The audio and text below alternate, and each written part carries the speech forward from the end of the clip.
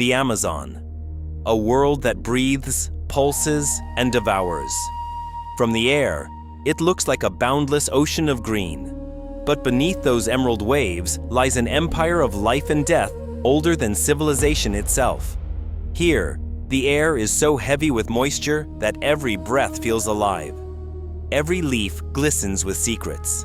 Every sound, a whisper, a warning, or a call to something watching unseen. Scientists call it the green heart of the planet. Yet those who have walked its hidden trails know this heart beats with something ancient and unpredictable. It does not welcome easily. It tests, it hides, it protects. Stretching across 9 nations, the Amazon swallows nearly 2.5 million square miles of South America. It holds rivers wider than cities, trees older than empires, and creatures that defy logic itself. Somewhere between the sunlight and the shadows, evolution has written its most violent poetry. Beneath the canopy, time slows. Here, insects hum like electric wires. Frogs glow with unearthly light. Flowers release toxins strong enough to paralyze a predator. And the soil, the very ground underfoot, is alive with microscopic battles unseen to the human eye. But the forest does not reveal all of itself at once. It speaks in riddles.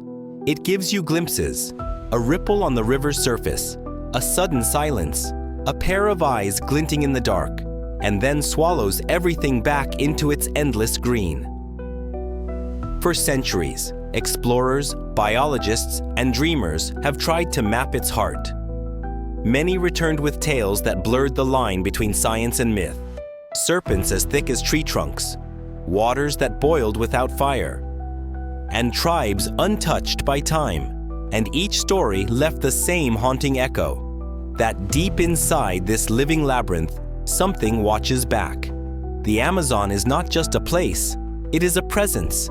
It shapes the weather of the world, exhales the oxygen we breathe, and buries its mysteries in roots deeper than imagination.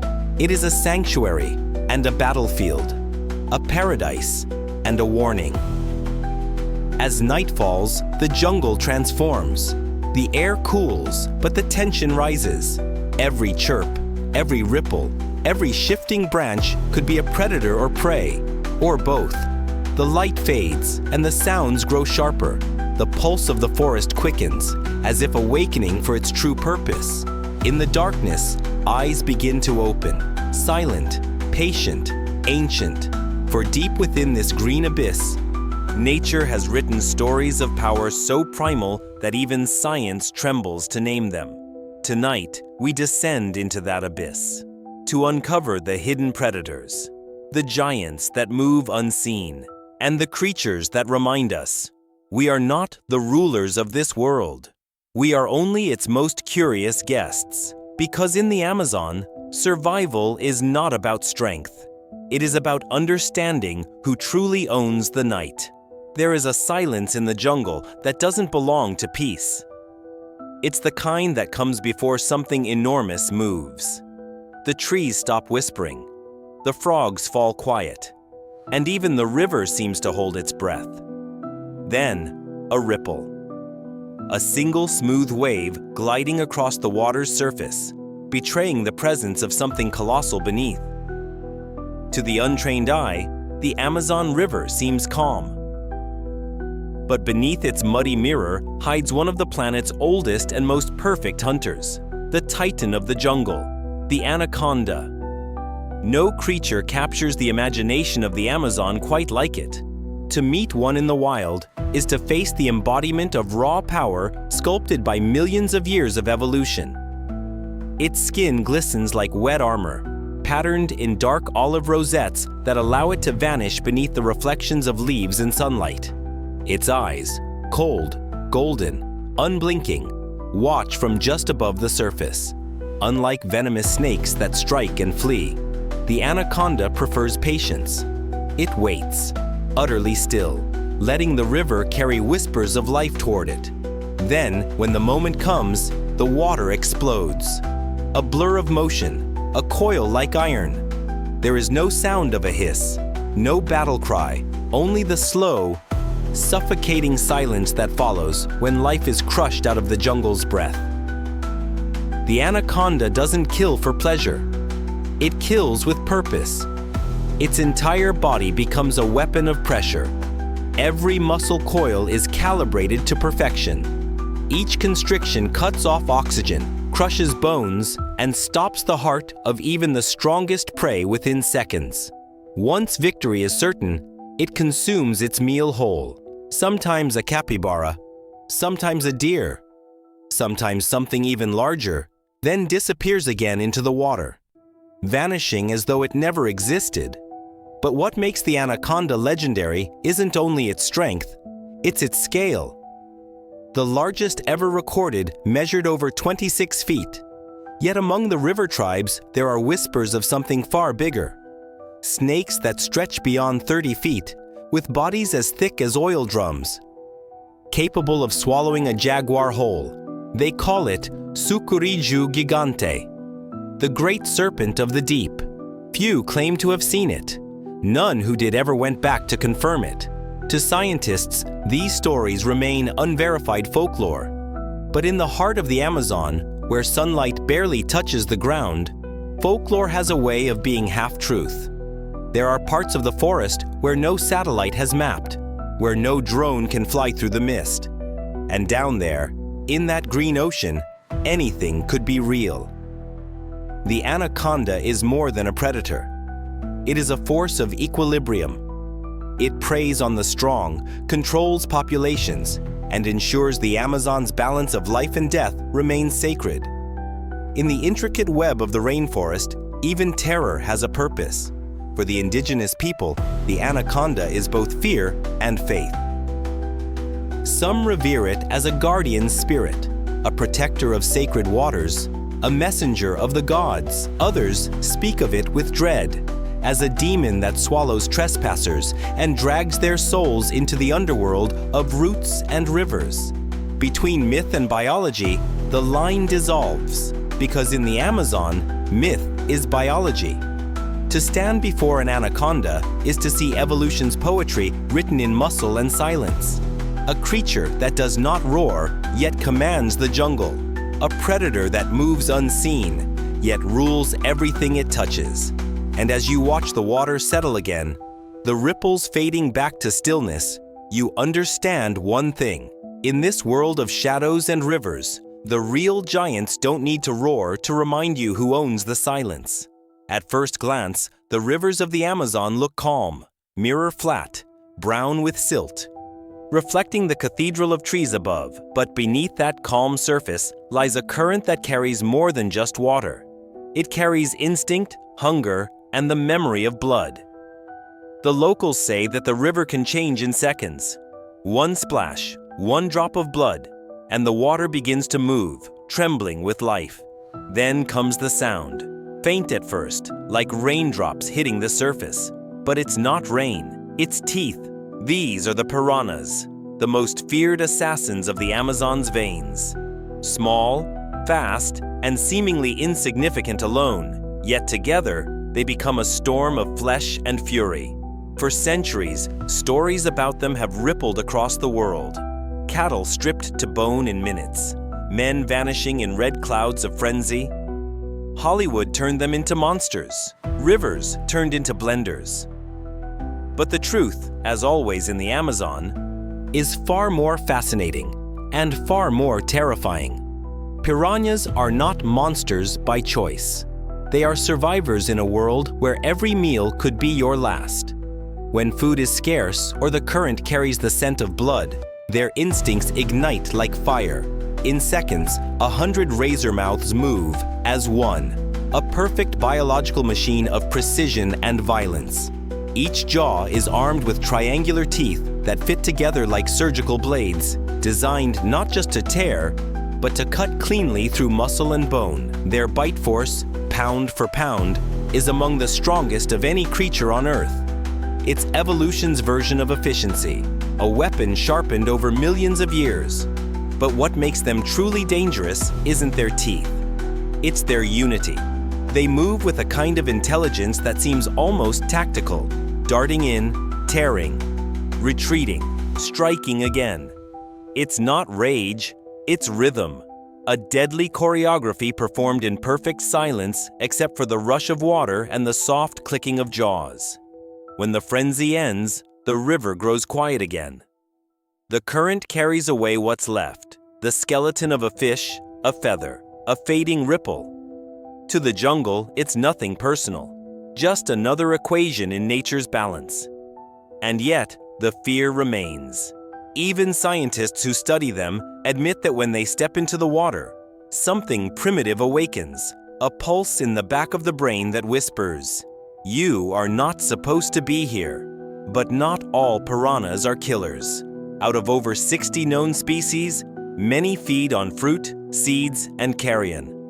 Some even play a crucial role in dispersing forest plants, turning the rivers into floating gardens of rebirth. It's a paradox that defines the Amazon itself. Beauty and brutality sharing the same body. To the tribes along the river, piranhas are more than fish. They are symbols of discipline, proof that unity brings strength. A single one is weak, but a school of them, unstoppable. They remind the people that survival in the jungle is not about size or power, but about knowing when to strike and when to disappear.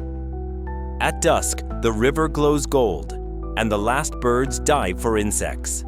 But below, in the cooling water, shadows gather once more. The blood rivers never truly rest. Because in the Amazon, even the smallest creatures know this truth.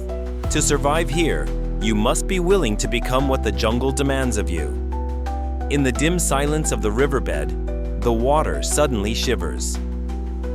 A pulse, invisible yet absolute, ripples through the current. Fish scatter, the silt rises like smoke, and for a heartbeat, the entire river seems to glow from within. This is not the movement of a predator. It is the breath of electricity itself. The locals call it porake, the living thunder. Science calls it the electric eel, though in truth, it is no eel at all, but something stranger. A living conductor of nature's oldest power. In the black waters of the Amazon's tributaries, the electric eel reigns unseen. It glides like a spirit between worlds, its body long and ghostly, shimmering with faint light when disturbed. To see one is to glimpse evolution's experiment in energy, a creature that learned to weaponize electricity long before humans learned to harness fire. Each eel carries within it thousands of specialized cells called electrocytes, tiny biological batteries capable of producing up to 600 volts. Enough to paralyze a horse, enough to stop a human heart. When threatened or hunting, the eel releases that power in waves. It doesn't bite, it doesn't claw. It commands the river itself. Imagine being in that water when it strikes. There is no warning. The current surges through the flesh, a flash of pain, a burst of white light behind the eyes, and then darkness. Even the mightiest predators, from caimans to jaguars, know to avoid these silent electric gods of the shallows. But the eel's genius is not only in destruction, it controls its current with precision. Small discharges for navigation, pulses to locate prey in muddy darkness, massive bursts only when it needs to kill or defend. It sees with sound, hunts with electricity, and survives in conditions that would suffocate most life. It is not merely a fish, it's an organism that learned to communicate with energy itself. Scientists have long marveled at this living phenomenon. The electric eel is both mystery and metaphor, proof that nature, not man, first mastered the physics of power. Its system of bioelectric control has inspired engineers, medical researchers, even roboticists seeking to create self-charging machines modeled after its design. And yet, to the people of the river, this creature is not just a marvel. It is a warning. They tell stories of spirits that inhabit the eel's body, river gods whose anger can split the sky and turn calm water deadly. Some tribes refuse to fish in waters where eels are known to live. believing that killing one would summon lightning from the heavens. Others see them as protectors, the unseen guardians of sacred streams, punishing those who take more from the forest than they give. There are reports, whispered, never proven, of massive eels deeper in the flooded forests, far beyond what science has recorded. Creatures said to release enough current to kill a man without ever surfacing. Whether myth or misunderstood truth, the idea persists that the Amazon still hides things even our instruments cannot measure.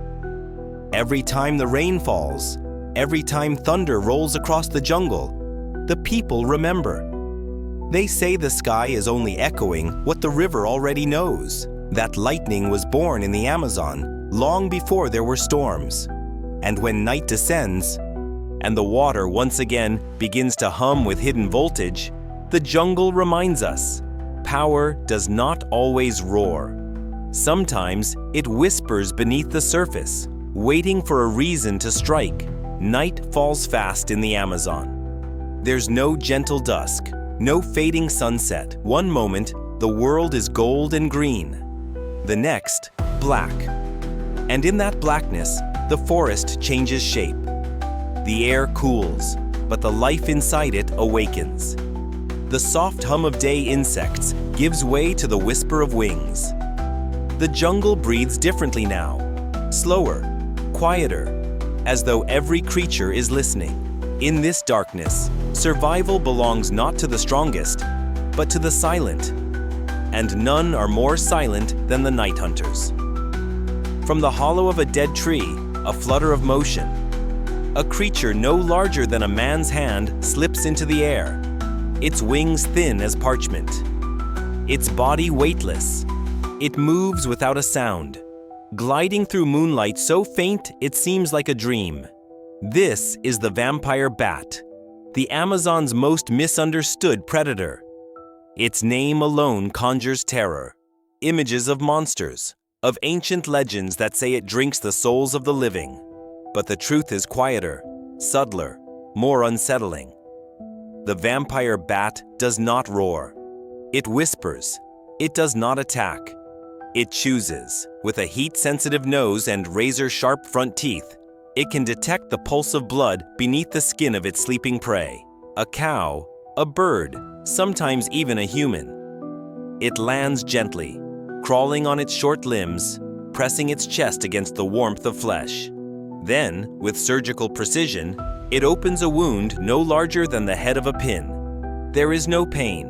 The victim sleeps on as the bat begins to feed, not by sucking, but by lapping the slow, steady flow of blood that follows.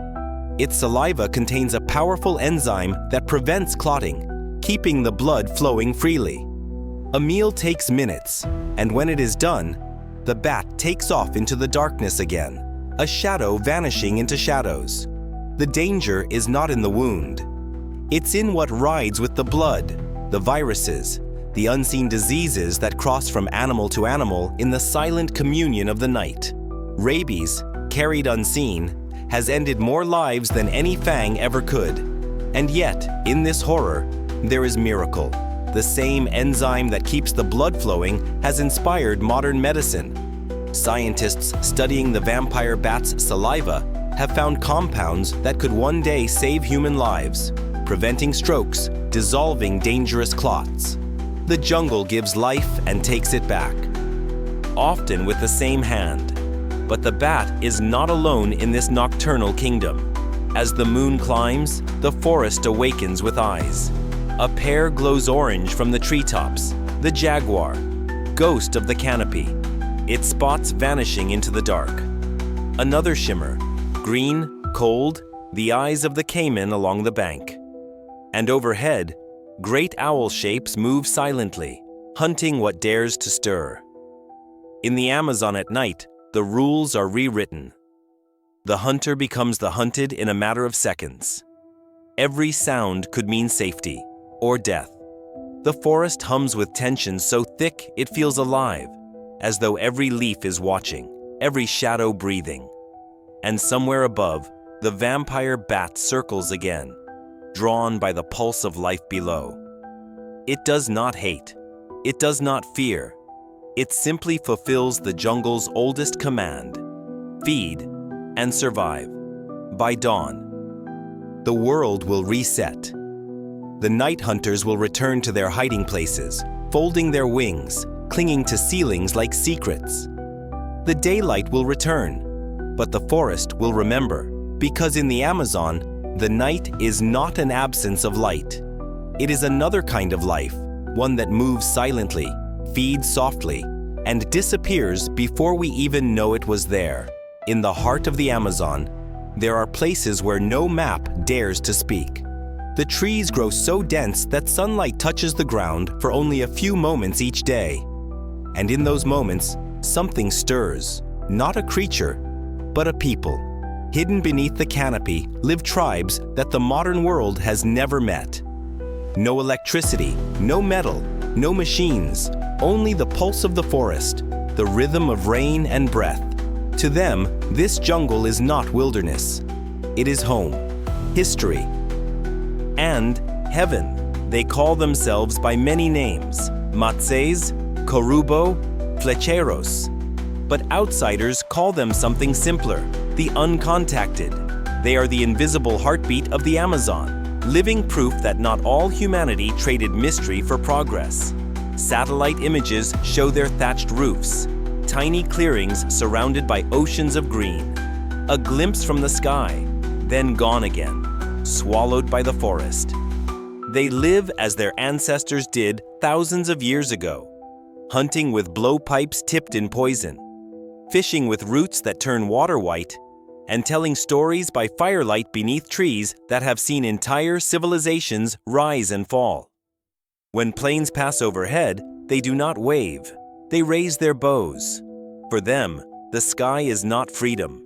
It is a threat, a reminder of sickness, violence, and strangers who bring death disguised as curiosity. Many governments have tried to protect them, creating no-contact zones deep within the forest. Scientists watch from afar, studying their settlements through satellite eyes. But the truth is, these tribes do not want our protection. They want our distance, because the forest already provides everything they need.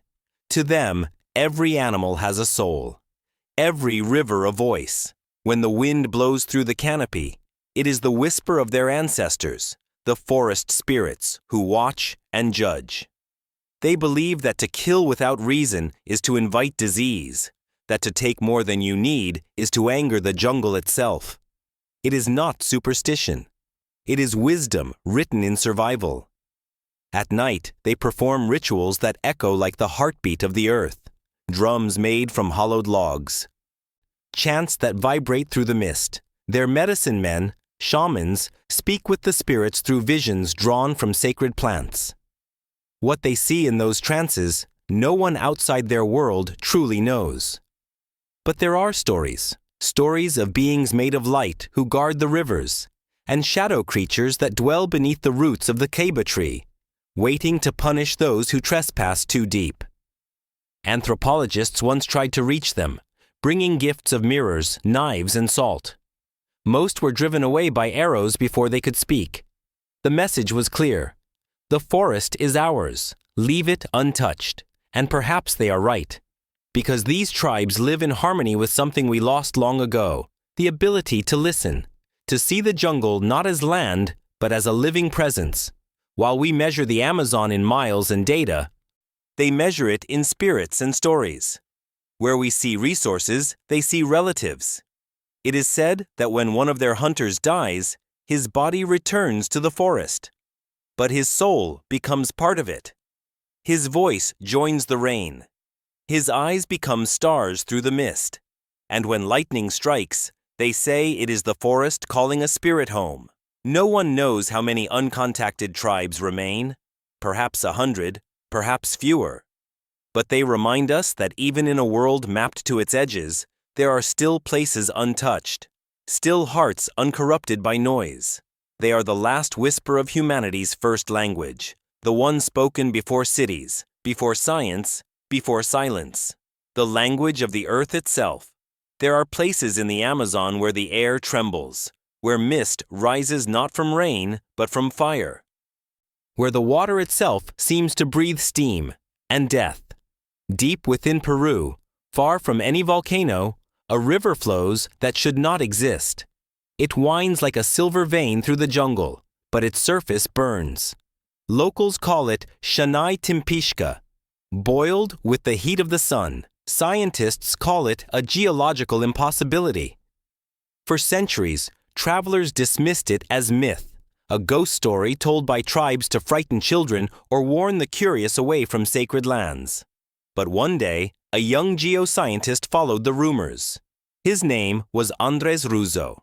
He expected to find exaggeration. Instead, he found a river alive with steam, its waters near the temperature of boiling oil, hot enough to kill with a single step. Standing there, he wrote, "The air shimmered with heat. The trees leaned back as if afraid. Every breath smelled of earth and lightning. It made no sense. Boiling rivers are born beside volcanoes or geysers, yet the nearest volcanic field was hundreds of miles away. No lava, no vents, no magma, and yet the ground beneath Shanai Timpishka pulsed with invisible fire.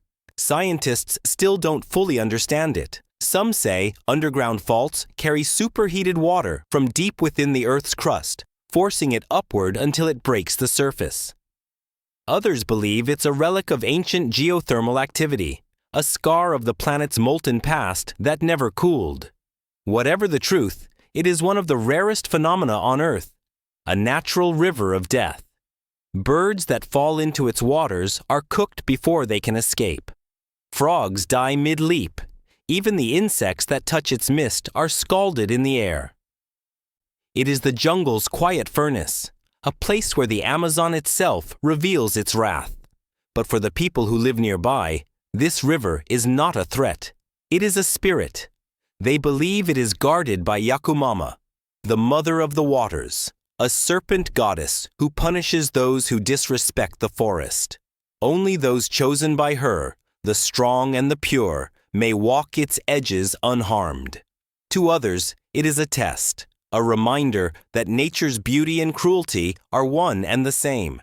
At dawn, the steam hangs like a veil over the jungle, glowing in the first light. It looks holy, and perhaps it is, because within this inferno, life still finds a way. Scientists have discovered microbes living in the boiling water, organisms so resilient that they challenge everything we know about biology. They thrive without oxygen, without comfort, without mercy, thriving where life should end. And in their defiance, they may hold answers not only for Earth, but for other worlds. If life can exist here, they say, it can exist anywhere, even in the boiling seas of distant planets. Still, the locals know better than to disturb it. They leave offerings on the banks, flowers, carved stones, the ashes of the dead, gifts to the river that burns but never dies. Because in the Amazon, even the fire obeys the forest. To stand before Shanai Timpishka is to feel the earth dreaming, a dream of creation and destruction, born from the same pulse. It reminds us that the world is still wild, still breathing, still capable of wonder far beyond our control. And as the steam rises and the jungle hums, one truth becomes clear. The Amazon is not a place we explore. It is a force we survive. For all the myths that swirl around the Amazon, one truth is undeniable. The jungle is far older than we imagined. It has seen the rise and fall of civilizations long before modern man set foot on its soil. Beneath the thick veil of green, there lies a hidden history, forgotten cities, roads, and structures buried by time and swallowed by the relentless growth of the forest. In the modern world, we call these places lost. But in the Amazon, they are not lost. They are waiting. The forest does not forget. It just reclaims. When the world's first explorers came to South America, they were astonished by the depth of the Amazon's wilderness. It seemed like an untamed paradise, untouched by human hands, ancient beyond measure. But they were wrong. In recent decades, Technology has revealed what the jungle kept hidden. Entire networks of cities built long before the Spanish arrived. Using laser scanning technology, scientists have uncovered pyramids, vast plazas, and intricate roadways that stretch for miles, earthworks and canals designed to channel the life-giving waters of the Amazon. These cities, now lost to the forest's slow, deliberate grasp, tell a different story. One of the most startling discoveries was in Bolivia, where archaeologists found the remains of a culture that could rival those of Mesoamerica. The Kasarabi, as they were known, built massive structures with the same precision as the ancient Maya. Their canals, irrigation systems, and roads suggest a civilization that understood the rhythms of the jungle and could master them. Yet they disappeared. Not from conquest, but from collapse. Like so many cultures before and after, their downfall was not due to war or foreign invaders, but to something more insidious: the ravages of climate change, overuse of the land, and the delicate balance of their environment. What happened to them remains a mystery. Did the rivers shift and drown their cities? Did droughts dry their crops and leave them to starve? Did disease, carried by the first explorers, wipe them out? The answers are lost to the ages, buried beneath the roots and leaves, where they will remain until the forest itself decides it is time for them to be uncovered. But perhaps, just perhaps, the greatest mystery of the Amazon lies not in its ancient cities, but in the warnings it whispers today. We have seen the same signs in our own world. The Amazon is changing, and with it, the earth. For centuries, the forest acted as the lungs of the planet, drawing in carbon dioxide and exhaling life. But today, we see the smoke rising from deforestation, from illegal logging, from the fires that scar the land. The balance is tipping. The ancient rhythms are being drowned out by the noise of industry, by the greed of extraction, by the slow, creeping encroachment of civilization. If we lose the Amazon, we lose more than just a forest. We lose a living history. We lose the wisdom that ancient civilizations lived by, and that the jungle still holds in its deep, hidden places. And we lose the chance to rewrite our own story, to live in harmony with the earth, just as those forgotten builders once did. The jungle may seem timeless, but it is not eternal. It is fragile, just like us. It grows only as long as we choose to let it. So, as we gaze upon the lost cities and wonder at their rise and fall, let us remember that the forest has not forgotten. It remembers the mistakes of those who came before. And it will remember us too when we are gone. But the question remains: will we heed its warning? Will we stand by as the green heart of the world fades to silence? Or will we find a way to live in balance once again? The Amazon, it seems, is waiting for an answer. And it is a question that, like the forest itself, will echo through time.